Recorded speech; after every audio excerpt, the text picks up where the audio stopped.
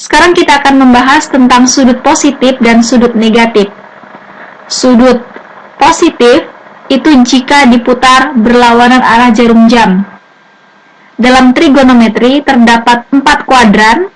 Kuadran pertama itu yang nilai sudutnya antara 0 sampai 90 derajat. Kemudian kuadran 2 jika nilai sudutnya itu 90 derajat, lebih dari 90 derajat dan kurang dari 180 derajat.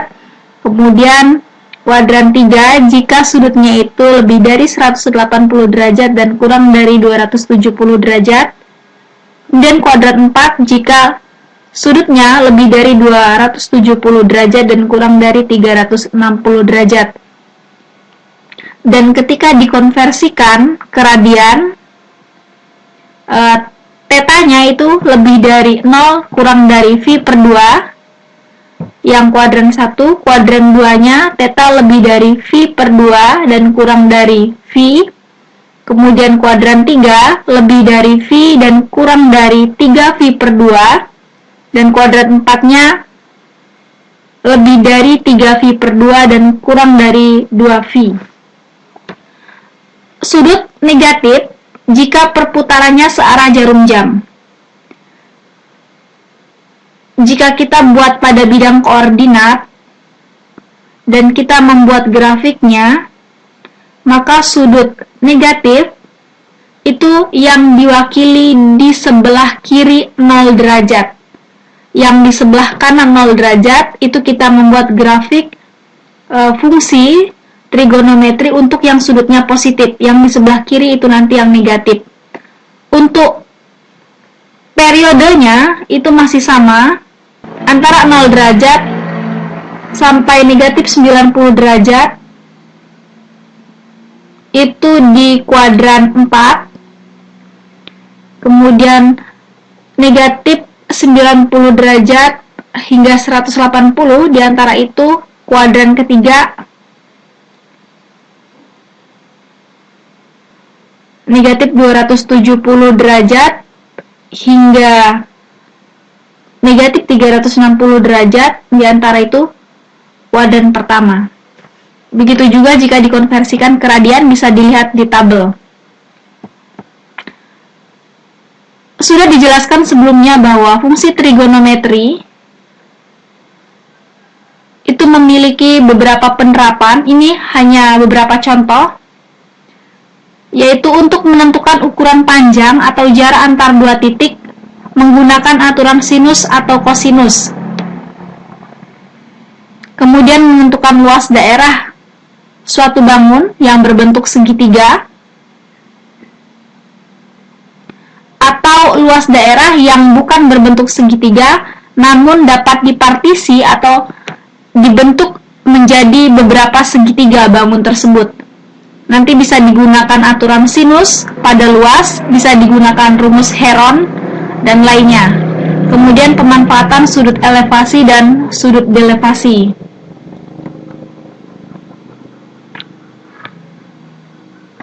Ini aturan fungsi trigonometri pada segitiga siku-siku. Ini khusus untuk segitiga siku-siku. Dan segitiga siku-siku ini bisa dibentuk di kuadran pertama, kuadran kedua, kuadran ketiga, dan kuadran keempat. Di contoh ini, kita contohkan bahwa sudut siku-sikunya terbentuk di kuadran pertama, di mana nilai tetanya itu lebih dari 0 derajat dan kurang dari 90 derajat. Bisa dilihat di sini bahwa A itu adalah panjang sisi di depan sudut A. Kemudian C ini adalah panjang sisi di depan sudut C. Kemudian B panjang sisi di depan sudut B. Untuk perbandingan pada segitiga siku-siku, sin A berarti sudut A ini adalah theta. Sin A itu adalah sisi depan dibagi dengan sisi miring. Sisi depan sudut A berarti yang tegak ini dibagi dengan sisi miringnya. Sisi miring ini adalah jaraknya atau hipotenusa. Jadi sisi miring ini selalu positif karena dia jarak. Maka yang mempengaruhi nilai positif dan negatif pada perbandingan trigonometri ini adalah nilai dari sisi tegaknya dan sisi alasnya. Sedangkan sisi miringnya itu selalu positif. Sin theta itu sama dengan sisi depan dibagi dengan sisi miring. Artinya sisi depannya adalah A, sisi miringnya B, berarti A per B. Biasa disebut sin itu demi, depan per miring. Kemudian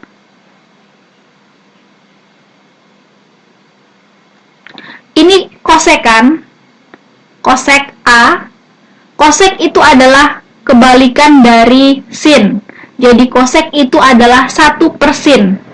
Kalau dibuat rumusnya adalah miring sisi miring per sisi depan. Kalau sin tadi sisi depan per sisi miring. Kalau koseknya sisi miring per sisi depan. Jadi tinggal dibalik B per A. Kemudian kita punya cos theta. Kalau cos theta dari sudut theta yang ini, sisi alas dibagi dengan sisi miring. Sisi alasnya adalah C dibagi dengan sisi miringnya B, berarti C per B. Nah, kebalikan dari kosek ini adalah sekan. Jadi sekan itu adalah kebalikan dari cos. Sekan theta sama dengan 1 per cos theta. Artinya di sini yang awalnya cos itu adalah sisi alas per sisi miring, jadi kalau sekan theta itu adalah sisi miring per sisi alas, atau B per C, tinggal dibalik. Kemudian kalau tan theta itu adalah sisi depan. Sisi depan ini adalah nilai Y yang biasa kita sebut kita buat di sumbu Y. Kemudian sisi alas itu biasanya kita buat di sumbu X, atau Y per X, atau sisi depan per sisi alas. Maka tan theta itu adalah A per C. Kebalikan dari tan itu adalah cot. Cot itu adalah 1 per tan. 1 per tan sama dengan 1 per kotangin theta.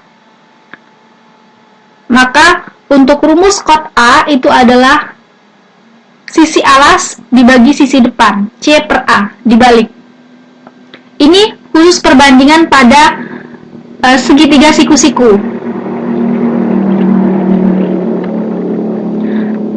Sedangkan perbandingan trigonometri untuk segitiga yang lain, segitiga tumpul, segitiga lancip, ada aturan tersendiri yang bisa diterapkan. Kita misalkan di sini A kecil, ini adalah panjang sisi di depan sudut A. Perhatikan bahwa ini adalah sudut A. Kita membuat A kecil sebagai wakil atau sebagai A kecil sebagai notasi untuk panjang sisi di depan sudut A. B kecil itu panjang sisi di depan sudut B. Sedangkan C kecil ini panjang sisi di depan sudut C. Pada segitiga tumpul dan pada segitiga lancip seperti ini segitiga tumpul, yang ini segitiga lancip. Kalau kita buat di segitiga lancip yang ini, kita lihat segitiga A, B, C. Berarti di sini kita buat adalah A kecil, di sini B kecil, dan di sini C kecil, sebagai perwakilan atau sebagai notasi panjang sisi segitiga tersebut. Maka kita punya perbandingan sinus untuk segitiga tumpul dan segitiga lancip atau segitiga sembarang, asalkan dia bukan segitiga siku-siku. A per sin A. A itu adalah panjang sisi di depan sudut A dibagi dengan nilai dari sin A, sama dengan B panjang sisi di depan sudut B per sin B, sin dari sudut B. Kemudian sama dengan C, panjang sisi di depan sudut C dibagi dengan sin dari sudut C. Atau dengan kata lain, pada segitiga tumpul, segitiga lancip, dan segitiga sembarang lainnya berlaku perbandingan A per sin A sama dengan B per sin B sama dengan C per sin C.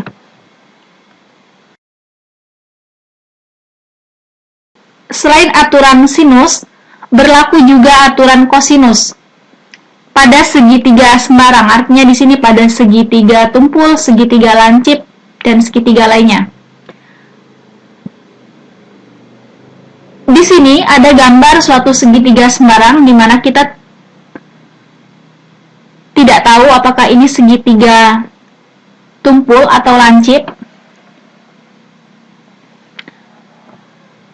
Kita anggap ini adalah suatu segitiga sembarang tapi bukan segitiga siku-siku. Dilihat di sini, A, kita anggap ini sebagai sudut A, kemudian ini sudut B, dan ini sudut C. Kemudian A kecil adalah panjang sisi di depan sudut A. Kemudian B kecil sebagai panjang sisi di depan sudut B. Kemudian C itu adalah panjang sisi di depan sudut C. Pada sembarang segitiga berlaku aturan bahwa A kuadrat, jika kita ingin mencari panjang sisi A kuadrat ini sama dengan B kuadrat ditambah C kuadrat dikurang 2 dikali B C cos A. A adalah sudut apit antara dua sisi yang diketahui. Jika diketahui di sini sisi B dan sisi C, maka sudut yang kita gunakan adalah sudut A. Maka berlakulah aturan yang pertama ini. Namun, jika yang diketahui adalah sisi A dan sisi C, maka sudut apit yang digunakan adalah sudut B. Sehingga kita lihat aturannya diperoleh adalah yang kedua. B kuadrat, nilai B kuadrat itu sama dengan A kuadrat ditambah dengan C kuadrat dikurang 2 kali AC cos B, cos sudut B. Kemudian kalau yang diketahui adalah sudut C, sisi A dan sisi B, maka aturan yang kita gunakan adalah aturan yang ketiga. C kuadrat sama dengan A kuadrat ditambah B kuadrat dikurang 2 kali AB cos sudut C. Artinya, aturan kosinus ini bisa kita gunakan jika diketahui dua sisi dan satu sudut apit. Sudut apit adalah sudut yang diapit oleh dua sisi yang diketahui.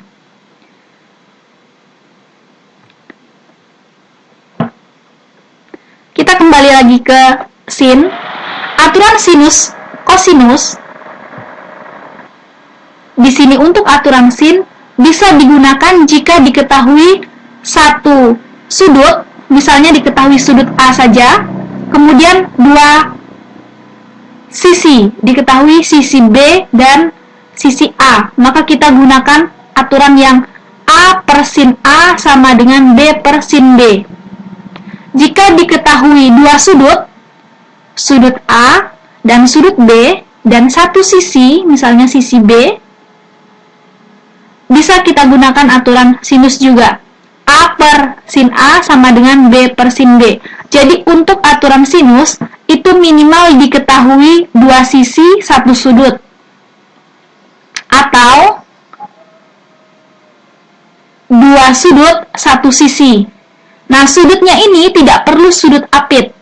Berbeda dengan kosinus. Kalau kosinus tadi harus sudut apit.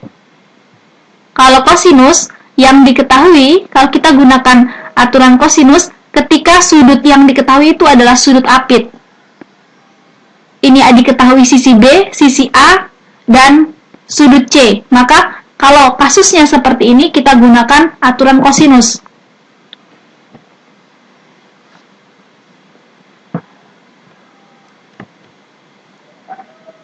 Oke, ini pada segitiga masih segitiga sembarang. Secara ringkas, aturan kosinus dapat dibuat dalam bentuk seperti ini. Ini aturan kosinus yang kita dapat sebelumnya. Kemudian ini kalau kita mau mencari sudut A atau mencari cos A dari hubungan yang terjadi antara yang pertama, maka kita peroleh aturan yang pertama di sini. Cos A sama dengan B kuadrat ditambah C kuadrat dikurang A kuadrat dibagi 2BC. Seandainya ditanya cos A. Cos B-nya A kuadrat ditambah C kuadrat dikurang B kuadrat per 2AC. Ini dari aturan yang kedua di sini. Nah, untuk mencari cos C, kita peroleh dari aturan yang ketiga di sini. A kuadrat ditambah B kuadrat dikurang C kuadrat dibagi 2 kali AB.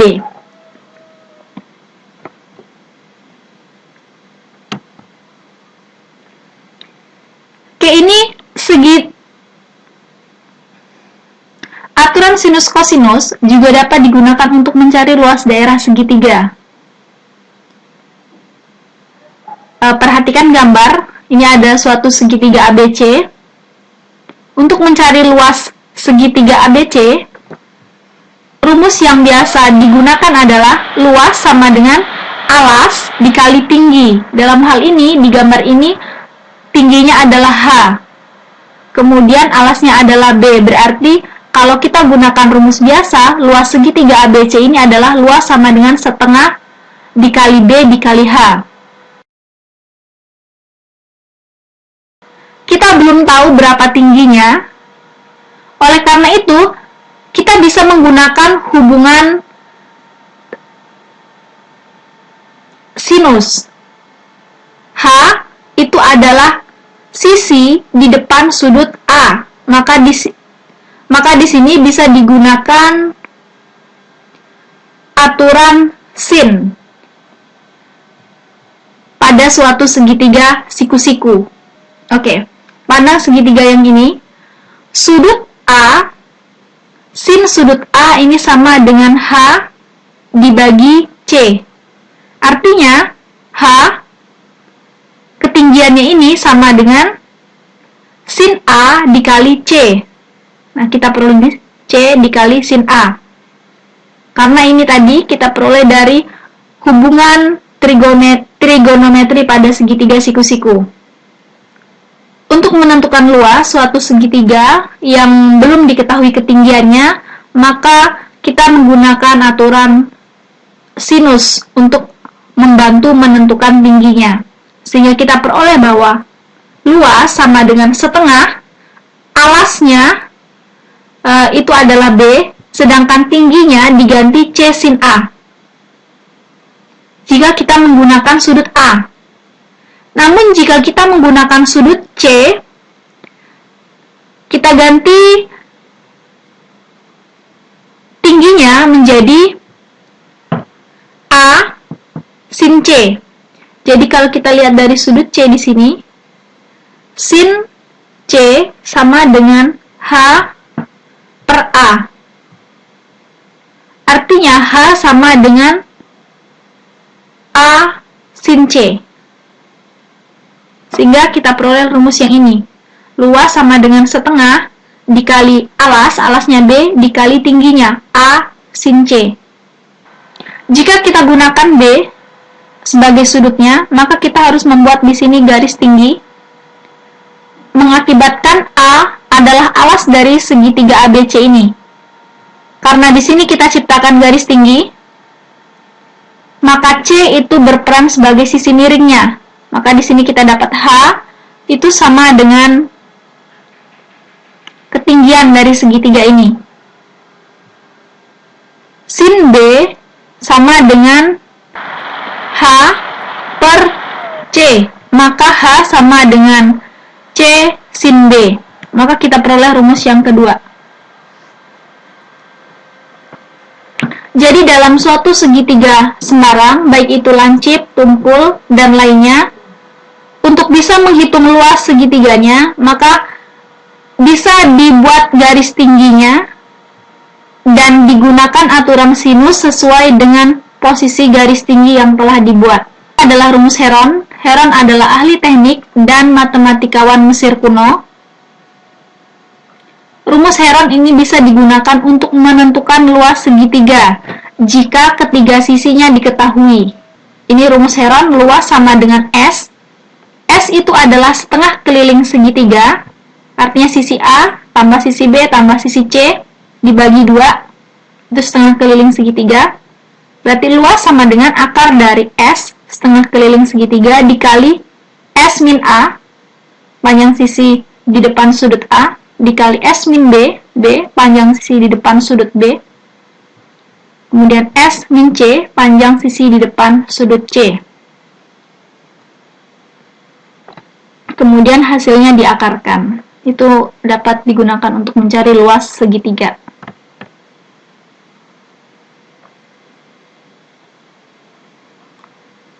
Rumus Heron juga dapat digunakan untuk menentukan jari-jari lingkaran dalam segitiga.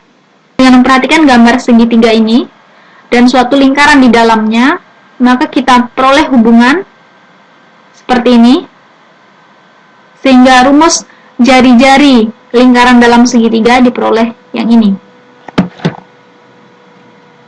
Selain menghitung jari-jari lingkaran dalam, rumus Heron bisa juga digunakan untuk menentukan jari-jari lingkaran luar segitiga, seperti gambar, ini segitiga dan ini lingkaran luarnya. Sehingga dengan memanfaatkan rumus Heron, kita peroleh hubungan seperti ini. Maka diperoleh rumus jari-jari lingkaran luar adalah ini. ABC per 4 dikali akar S min A kali S min B, S min C.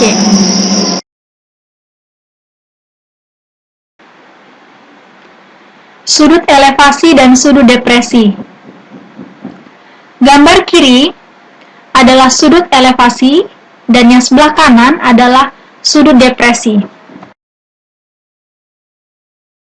Sudut elevasi adalah sudut yang dibentuk oleh arah pandang pengamat terhadap garis horizontal ketika pengamat melihat ke arah atas. Jadi alfa di sini adalah sudut elevasi.